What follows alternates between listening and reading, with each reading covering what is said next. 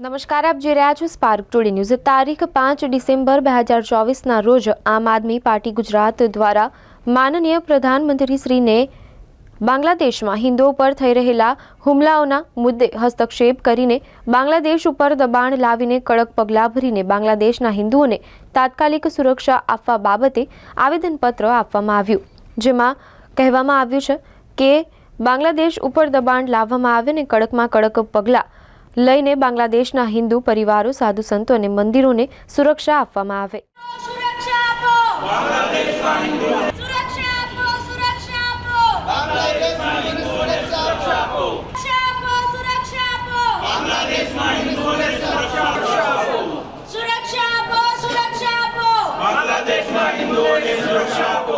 પ્રધાનમંત્રીને આવેદનપત્ર આપવા આવ્યા છીએ કે બાંગ્લાદેશની અંદર જે અત્યાચારો થઈ રહ્યા છે હિન્દુઓ પર, જે દેવામાં આવે છે, તેમને ઢોર માર મારવામાં આવે છે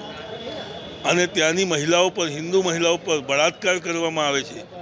હિન્દુની લાગણીઓને દુભાવવામાં આવે છે। તે જોતાં આજે આવેદનપત્ર આપી અને અમારી માંગ છે કે જે ભારતીય જનતા પાર્ટી પોતાની મોટી મોટી માંગો ફૂંકે છે કે હિન્દુત્વ રાજ બનાવીશું અને હિન્દુઓને આમ, હિન્દુઓને આ આપીશું, હિન્દુઓને,